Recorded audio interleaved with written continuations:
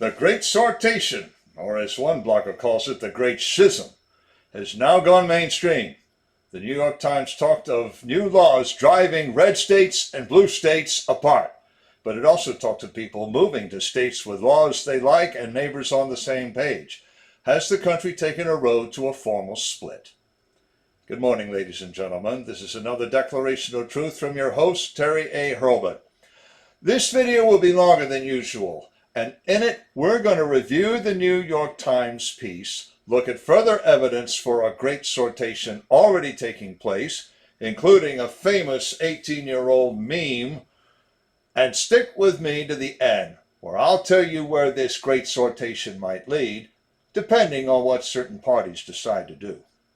First, I want to shout out to the sponsor of this channel, which is Conservative News and Views, link in the description. Be sure to check out the awesome CNAV Store. Scroll down to the bottom for that link. Lots of good merchandise there. And coming soon, a bookshelf, where you will be able to buy books that explore conservative philosophy in depth, including a novel by yours truly, in which I explore in depth how such a split with extraterrestrial intervention might happen in 13 years' time, then picking it up 382 years later. Look for Matthew's Run in ebook or paperback. All right, ladies and gentlemen, grab your popcorn because this one's going to be epic. The New York Times published a very provocative piece 10 days ago. I have a link to it in the description. The site Uvolution, for whatever reason, reproduced the article almost completely.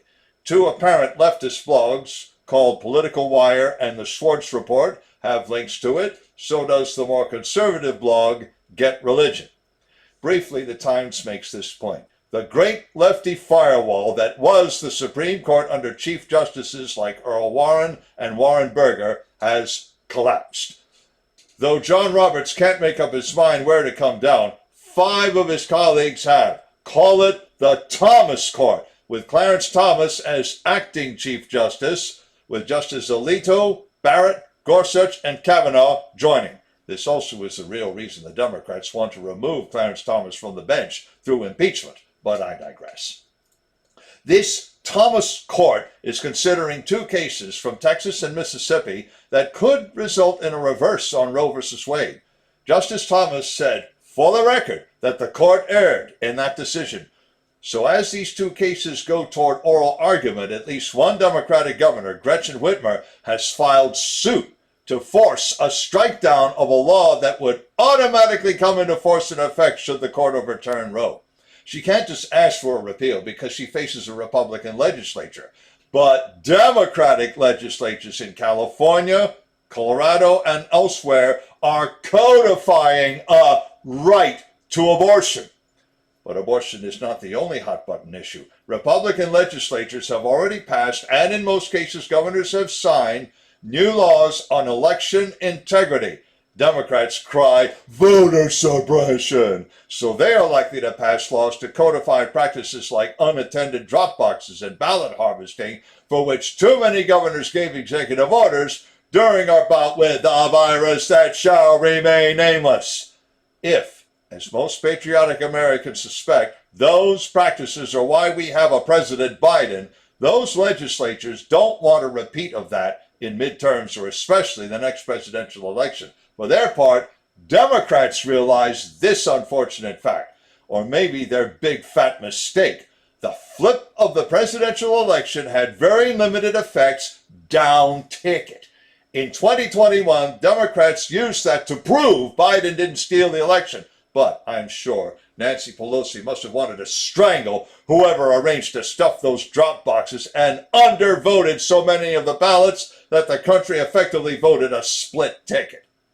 More recently, Florida passed its Anti-Grooming Act. We've already discussed the part Disney is playing in that drama and the lawsuit they might face. But more to the point, Texas authorities are investigating, for child abuse, any parents who submit their children for surgical mutilation and hormonal poisoning. So California, among other states, has new laws now pending to give such parents sanctuary. The Times article talks of one parent taking advantage of that. That the 2 kinds of state could pass their legislation so easily is evidence that the Great Sortation has been taking place for some time. Only two state legislatures, Maryland and Virginia, have split control. And the only reason for the split in Virginia is that the Virginia Senate did not come up for re-election in the Great Virginia pre-midterm.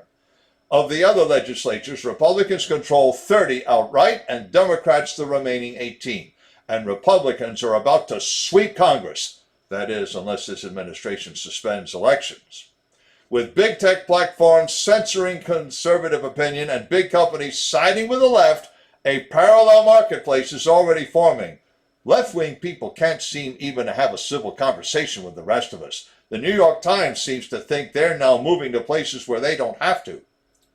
Those same people are having to downsize because housing costs are off the charts in California and such places. But U-Haul still gives them an incentive. Test U-Haul truck rentals between Los Angeles, California and New Braunfels, Texas. I have a link in the description of that too.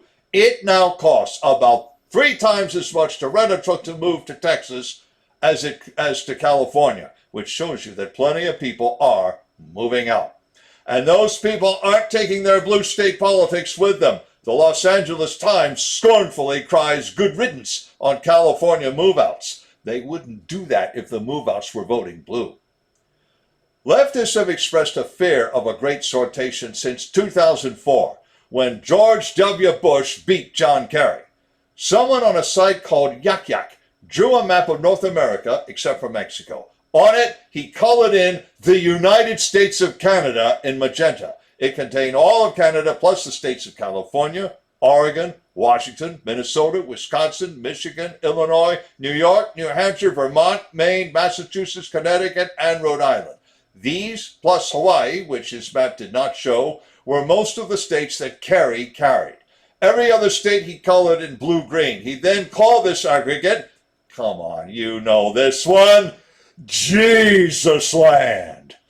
In August 2007, user LocalProfil, that's local with a K and profil with only one L, on Wikimedia Commons redid the Jesus Land map with red and blue colors corresponding to red and blue as we use them today.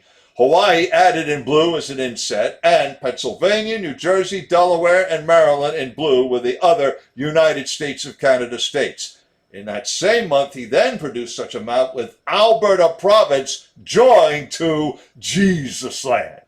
Personally, your editor would suggest asking Saskatchewan as well. Maybe the states of Wisconsin, Michigan, and Pennsylvania should also join, with Colorado blue and Maryland in hatch marks. Then the map would be perfect. Now, some information for the legal eagles. The original Jesus Land map comes under the Creative Commons Attribution Share-alike 3.0 unported license. LocalProfil's 2 versions come under the Creative Commons Attribution Share-alike 2.5 generic license. I have links in the description to both licenses. All this leads to a serious question of whether the country, and maybe the continent, will split in a manner closest to the latest LocalProfil Jesus Land map. Face it, the Democratic Party today is communist in all but name. Why Gus Hall hasn't merged his Communist Party USA into the Democratic Party, I can't explain. Maybe he doesn't want to argue with Alexandria Ocasio-Cortez over who gets to be party sec gen. On the other hand, Republicans, with a little primary pruning, could become the party of an American civilizational state. Until last month, Texit, the Texas exit, was an open question. The Texas Republican primary was as close to a Texit referendum as you could get. Texit lost because Allen West and Dan Miller is 2 proxies. Lost. This time. 4 years from now, they could try again. And if Biden and company pull any virus that shall remain nameless shenanigans as they did in 2020, they might win. Or Governor Abbott might get fed up and join Texas himself. What about the blue states? Well, right now, some conservatives are pushing a very foolish thing, an Article 5 Convention of States.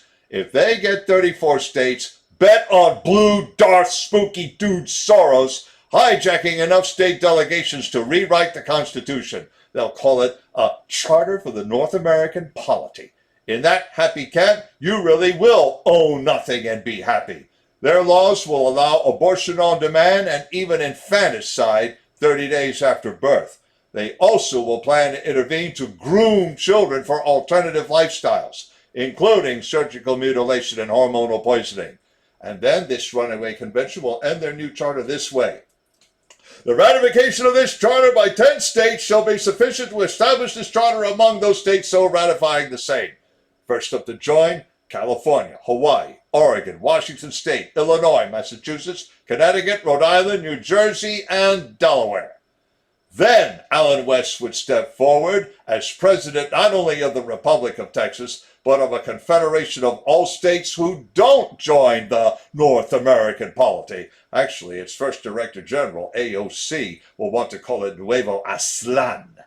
Up go the roadblocks and checkpoints. Texas has its own mini-civil war, and President West puts a whole bunch more people on buses. They'll be streaming out of Austin all the way to Washington, D.C. Governors Youngkin and Justice of West Virginia will then mobilize their National Guards. What happens after that is anyone's guess. President West would almost certainly withdraw from NATO and the UN. The leaders of Alberta and Saskatchewan could indeed petition to join the new United States. And then, in worst case, the Great Sortation could turn into a flat-out blood and flames war. Somehow, I don't expect the New World Empire, aka the World Economic Forum, to let this go quietly. We could also see where China and Russia, two of Dr. Stephen Turley's other civilizational states, really stand. India will stay neutral. China might still see itself as the middle kingdom to rule the world. When the war starts for the North American continent, they'll make their move if they're going to. Russia will watch very closely. If war does not break out, then in a generation or two, the continent could reunite. Why? Because the laws and policies of Nuevo Aslan and a truncated Canada are not pro-civilizational. Live births will fall below replacement level and stay there. Canada will lose the semi-autonomous unit of Nunavut, which will rename itself Inuit Nunangat, or, less politically correct, Eskimo land. Everywhere else but in the new United States, populations will dwindle. Then the United States would take those land areas back. Whether the cycle might begin again, we just have to wait and see. Links in the description of the article to the Creative Commons Attribution Share-alike 2.5 generic and 3.0 unported licenses, to the New York Times and Los Angeles Times pieces, to the U-Haul truck rental rate finder so you can test for yourself how much it costs to rent one way into or out of California, and to Conservative News and Views. I have another link to the awesome online store, as I mentioned. And if you like what you've heard, you can like this video and subscribe to this channel. This is Terry A. Hurwitz delivering another declaration of truth and reminding you to let the truth set you free. Goodbye for now, and happy Meaty Thursday.